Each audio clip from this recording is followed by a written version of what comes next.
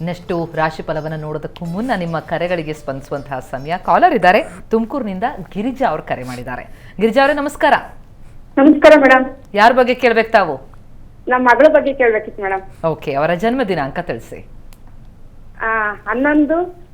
11ನೇ ತಿಂಗಳು 12ನೇ ತಾರೀಕು 2000 ಇಸ್ವಿ.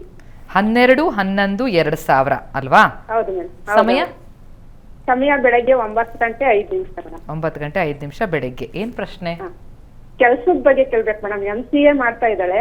ಓಕೆ, ಅವ್ರ ಕೆಲ್ಸದ ಬಗ್ಗೆ ಕೇಳ್ಬೇಕಿತ್ತು ಮತ್ತೆ ಮದ್ವೆ ಬಗ್ಗೆ ಕೇಳ್ಬೇಕಿತ್ತು. ಖಂಡಿತ ಉತ್ತರಿಸ್ತಾರೆ ಶಾಸ್ತ್ರಿಗಳು ತಮಗೆ. ನಮಸ್ಕಾರ ಗಿರಿಜಾ ಅವರೇ. ನಮಸ್ಕಾರ ಸರ್. ನಮಸ್ಕಾರ. ಕಾರ್ಯಕ್ರಮ ತುಂಬಾ ಚೆನ್ನಾಗಿ ಬರ್ತಾ ಇದೆ, ಡೈಲಿ ನೋಡ್ತೀವಿ ನಾವು. ಸಂತೋಷ, ಬಹಳ ಸಂತೋಷ. ನೋಡೋಣ ಇವರ ಜಾತಕದಲ್ಲಿ ಏನು ಫಲ ಇದೆ, ವೃತ್ತಿ ಫಲ, ವಿವಾಹ ಫಲ ಗಮನಿಸೋಣ. ಈಗ ರಾಹು ದಶೆಯಲ್ಲಿ ಇವರಿಗೆ ರಾಹು ಭಕ್ತಿ ನಡೀತಾ ಇದೆ. ಜಾತಕದಲ್ಲಿ ರಾಹು ಸಪ್ತಮ ಸ್ಥಾನದಲ್ಲಿದ್ದಾನೆ. ಒಂದು ಸಪ್ತಮ ಸ್ಥಾನ ವಿವಾಹ ಸ್ಥಾನ. ಆ ಸ್ಥಾನದಲ್ಲಿ ರಾಹು ಅಲ್ಲಿ ವಸ್ತುತಃ ರಾಹು ಅಲ್ಲಿ ಮಿಥುನ ರಾಶಿಯ ರಾಹುವಿಗೆ ಒಳ್ಳೆಯ ಫಲವನ್ನು ಹೇಳಿದೆ. ಶಾಸ್ತ್ರದಲ್ಲಿ ಗ್ರಂಥಗಳಲ್ಲೆಲ್ಲ ಒಳ್ಳೆಯ ಫಲ ಹೇಳಿದೆ. ಒಳ್ಳೆಯ ವಿದೇಶ ಸಂಪರ್ಕವಾಗ್ತಕ್ಕಂಥದ್ದು, ವಿದೇಶದ ಹಣಗಳಿಕೆ ಇತ್ಯಾದಿ ಎಲ್ಲ ಸೂಚಿಸುತ್ತೆ. ಆದರೆ ವಿವಾಹಕ್ಕೆ ಸ್ವಲ್ಪ ಪ್ರತಿಬಂಧಕವಾಗಿರುತ್ತೆ. ಹೀಗಾಗಿ ರಾಹುಗ್ರಹ ಶಾಂತಿ ಅದು ಅಗತ್ಯವಾಗಿ ಬೇಕು, ಅದನ್ನೊಂದು ಮಾಡಿಸಿ. ಕರ್ಮಾಧಿಪತಿ ಲಾಭದಲ್ಲಿದ್ದಾನೆ, ಅದು ಬಹಳ ಒಳ್ಳೆಯದು. ಬುಧ ಲಾಭದಲ್ಲಿದ್ದರೆ ಒಳ್ಳೆ ಲಾಭ ಉಂಟಾಗುತ್ತೆ. ಅವನು ಮೌಢ್ಯನಾಗಿಲ್ಲ, ಹೀಗಾಗಿ ಅದು ಒಳ್ಳೆಯ ಲಕ್ಷಣ. ಅನುಕೂಲ ಇದೆ, ಹೆಚ್ಚಿನ ಅನುಕೂಲ ಇದೆ, ಆತಂಕ ಬೇಡ. ಒಳ್ಳೆಯ ಕೆಲಸದಲ್ಲಿ ಒಂದು ಪರಿಣಿತಿ ಮತ್ತು ಒಳ್ಳೆಯ ಸ್ಥಾನ, ಭದ್ರತೆ ಇವೆಲ್ಲ ಚೆನ್ನಾಗಿದೆ. ಇವರೇ ಯೋಚನೆ ಮಾಡೋದು ಬೇಡ. ನಾಗ ಪ್ರಾರ್ಥನೆ ಮಾಡಿಕೊಳ್ಳಿ, ಸುಬ್ರಹ್ಮಣ್ಯ ಪ್ರಾರ್ಥನೆ ಮಾಡಿಕೊಳ್ಳಿ, ತುಂಬ ಒಳ್ಳೆಯದಾಗುತ್ತೆ. ಪ್ರತಿ ಮಂಗಳವಾರ ಅವರೇ ಹೋಗಿ ಒಂದು ಸೇವೆ ಏನಾದರೂ ಸರಿ, ಒಂದು ಅಷ್ಟೋತ್ತರ ಸೇವೆ ಮಾಡಿಸಿದ್ರು ಸರಿ. ಭಕ್ತಿ ಬಹಳ ಮುಖ್ಯ. ಹೀಗಾಗಿ ಶ್ರದ್ಧೆಯಿಂದ ಭಕ್ತಿಯಿಂದ ಸುಬ್ರಹ್ಮಣ್ಯ ಸ್ವಾಮಿ ಸನ್ನಿಧಾನದ ಒಂದು ಸಂಪಿಗೆ ಸಮರ್ಪಣೆ ಮಾಡಿದ್ರು ಸಾಕಾಗುತ್ತೆ. ಅದನ್ನು ಮಾಡಲಿ, ಅವರು ಪ್ರತಿ ಮಂಗಳವಾರ ಮಾಡಲಿ, ಒಳ್ಳೆಯದಾಗಲಿ. ಧನ್ಯವಾದ ಗಿರಿಜಾ ಅವರೇ ಕರೆ ಮಾಡಿದ್ದಕ್ಕೆ. ಇನ್ನಷ್ಟು ಕರೆಗಳಿಗೆ ಸ್ಪಂದಿಸುವ ಮುನ್ನ ಈಗ ಮತ್ತೆ ರಾಶಿ ಫಲವನ್ನು ನೋಡುವಂತಹ ಸಮಯ. ಶಾಸ್ತ್ರಗಳೇ, ಮುಂದಿನ 3 ರಾಶಿಗಳ ಫಲ ಕರ್ಕಟಕದಿಂದ ಗಮನಿಸೋಣ. ಕರ್ಕಟಕ ರಾಶಿಯವರಿಗೆ ವಾರದ ಆದಿಯಲ್ಲಿ ಹೇಗಿರ್ತದಪ್ಪ ಅಂತಂದರೆ ವ್ಯಯವನ್ನು ಕಾಣ್ತಕ್ಕಂಥ ದಿವಸವಾಗಿರುತ್ತದೆ. ಚಂದ್ರನ ಬಲ ಚೆನ್ನಾಗಿದೆ, ಕುಟುಂಬ ಸೌಖ್ಯ, ಹಣ ಸೌಖ್ಯ ಇತ್ಯಾದಿ ಇದೆ, ಇಲ್ಲ ಅಂತಲ್ಲ. ಆದರೆ ಅನಗತ್ಯ ಖರ್ಚುಗಳು ಇದೆ, ಅದನ್ನು ನೋಡಿಕೊಳ್ಬೇಕು. ಆದರೆ ಸರಿ ಹೋಗುತ್ತೆ. ಮಂಗಳವಾರದ ವೇಳೆಗೆ ಮತ್ತೆ ಲಾಭ ಕಾಣ್ತಕ್ಕಂಥದ್ದು ಇತ್ಯಾದಿ ಎಲ್ಲ ಚೆನ್ನಾಗಿದೆ. ಹೆಚ್ಚಿನ ತೊಡಕೆನೂ ಇಲ್ಲ. ಕರ್ಮಸ್ಥಾನವೂ ಚೆನ್ನಾಗಿರೋದ್ರಿಂದ ಅನುಕೂಲ ಚೆನ್ನಾಗಿದೆ. ಈ ನೀರಿನ ಸಂಬಂಧಿ ವಾಟರ್ ಸೋರ್ಸ್ ಅಂತೀವಲ್ಲ, ಆ ಕ್ಷೇತ್ರದಲ್ಲಿ ಎಲ್ಲ ಕೆಲಸ ಮಾಡೋರಿಗೆ ತುಂಬ ಚೆನ್ನಾಗಿದೆ ವಾರದ ಆದಿಯಲ್ಲಿ. ಇನ್ನು ವಾರ ಮಧ್ಯದಲ್ಲಿ ಗಮನಿಸ್ಕೊಂಡ ಕರ್ಕಟಕ ರಾಶಿಯವರಿಗೆ ನೋಡಿ, ವ್ಯಯಾಧಿಪತಿ ಬುಧ ಆತ 6ನೇ ಮನೆಗೆ ಬರ್ತಾ ಇದ್ದಾನೆ. ಹೀಗಾಗಿ ಆರೋಗ್ಯದಲ್ಲಿ ವ್ಯತ್ಯಾಸ ಆಗಬಹುದು, ಸ್ವಲ್ಪ ಹುಷಾರಾಗಿರಬೇಕು. ವೃತ್ತಿಯಲ್ಲಿ ಸ್ವಲ್ಪ ಕಿರಿಕಿರಿಗಳಾಗುತ್ತೆ, ಅಲ್ಲಿ ಮಾಂದಿ ಉದಿಯಾಗುತ್ತೆ ಬುಧವಾರದ ಮಟ್ಟಿಗೆ. ಹೀಗಾಗಿ ನಿಮಗೆ ಕೆಲಸದಲ್ಲಿ ತೊಡಕುಗಳು, ತಕರಾರುಗಳು, ನಿಮ್ಮ ಗೌರವ ಅಥವಾ ಸ್ಥಾನ ಏನಿದೆ ಅದರ ಚ್ಯುತಿ ಬರ್ತಕ್ಕಂಥದ್ದು, ಈ ರೀತಿಯ ಒಂದು ಅತಂತ್ರ ಉಂಟಾಗೋ ಸಾಧ್ಯತೆ ಇದೆ. ಸ್ವಲ್ಪ ಗಮನ ಇರಲಿ. ಇನ್ನು ವಾರ ಮಧ್ಯದ ನಂತರದಲ್ಲಿ ಶುಕ್ರವಾರ ಶನಿವಾರ ವಾರ ಅಂತ್ಯದಲ್ಲಿ ಗಮನಿಸ್ಕೊಂಡ್ರೆ ನಿಮಗೆ ಸ್ವಲ್ಪ ಆರೋಗ್ಯ ವ್ಯತ್ಯಾಸ ಇದೆ.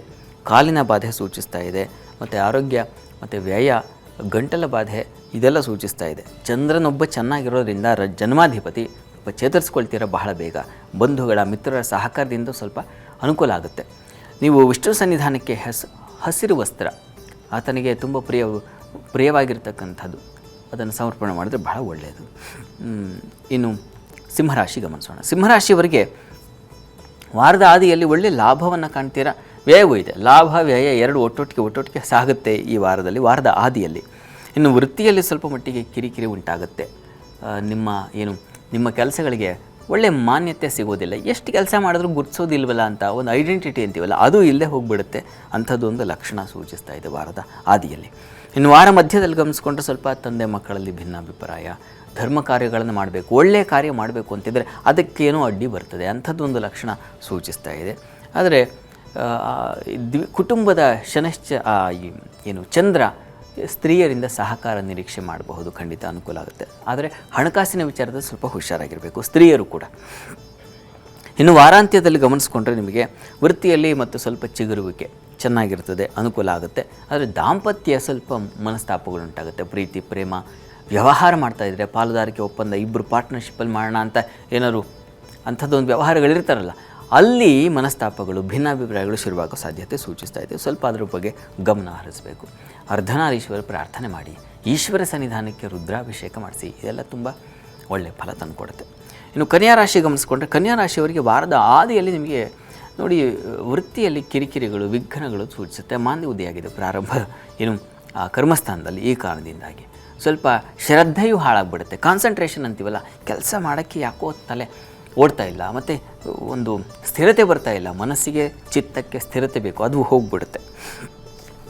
ಮತ್ತು ಸ್ವಲ್ಪ ಆಪ್ತರು ದೂರ ಆಗ್ತಕ್ಕಂಥದ್ದು, ತುಂಬ ಹಚ್ಕೊಂಡಿರ್ತಾರಲ್ಲ ಅವರು ದೂರ ಆಗಿಬಿಡೋ ಸಾಧ್ಯತೆ, ಇವುಗಳನ್ನೆಲ್ಲ ಸೂಚಿಸ್ತಾ ಇದೆ. ಸ್ವಲ್ಪ ನೀವು ಇದರ ಬದಲಾವಣೆಗೆ ಏನಪ್ಪ ಮಾಡೋದು ಅಂತಂದರೆ ನೋಡಿ, ನರಸಿಂಹ ಪ್ರಾರ್ಥನೆ, ತುಳಸಿ ಒಂದು ಏನು ವಿಷ್ಣು ಸಹಸ್ರನಾಮ ಪಾರಾಯಣ, ಇದೆಲ್ಲ ಒಳ್ಳೆಯದ, ಅದು ಬೇಕು, ವಾರವಿಡೀ ಬೇಕಾಗುತ್ತೆ. ಇನ್ನು ವಾರ ಮಧ್ಯದಲ್ಲಿ ಗಮನಿಸ್ಕೊಂಡ್ರೆ ನಿಮಗೆ ಸ್ವಲ್ಪ ನಷ್ಟತೆ, ವಸ್ತು ಕಳ್ಕೊಳ್ತೀರಾ, ಅದನ್ನು ಸೂಚಿಸ್ತಾ ಇದೆ. ದಾಂಪತ್ಯದಲ್ಲಿ ಭಿನ್ನಾಭಿಪ್ರಾಯಗಳು ನಿಮಗೂ ಕೂಡ, ಏನು ಸಿಂಹರಾಶಿ ನೋಡಿದ್ವೋ ಅದು ನಿಮಗೂ ಕನ್ಯಾಗೂ ಅನ್ವಯ ಆಗುತ್ತೆ. ವಾರ ಮಧ್ಯದಲ್ಲಿ, ವಾರಾಂತ್ಯದಲ್ಲಿ ಗಮನಿಸ್ಕೊಂಡ್ರೆ ಸ್ವಲ್ಪ ಸಾಲ ಬಾಧೆ ಸೂಚಿಸ್ತಾ ಇದೆ. ಮತ್ತು ಪೆಟ್ಟು ಬೀಳ್ತಕ್ಕಂಥದ್ದು, ಅದು ಕ್ಷತಕ್ಷೇತ್ರ ಅಂತ. ಹೀಗಾಗಿ ಏಟು ಮಾಡ್ಕೊಳ್ತೀರಾ, ಏನು ಕಬ್ಬಿಣ ಅಥವಾ ಚಾಕು, ಚೂರಿ ಇಂಥವುಗಳಿಂದ ಪೆಟ್ಟು ಮಾಡ್ಕೊಳ್ಳೋದು ಲಕ್ಷಣ ಸೂಚಿಸ್ತಾ ಇದ್ದು, ಸ್ವಲ್ಪ ಹುಷಾರಾಗಿರಿ.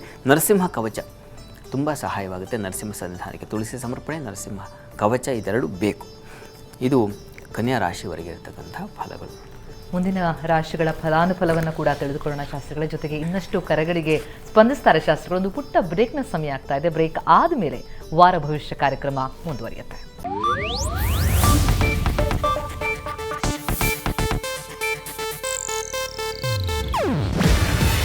ಇದು ಏಷ್ಯಾನೆಟ್ ನ್ಯೂಸ್ ನೆಟ್ವರ್ಕ್ ಪ್ರಸ್ತುತಿ.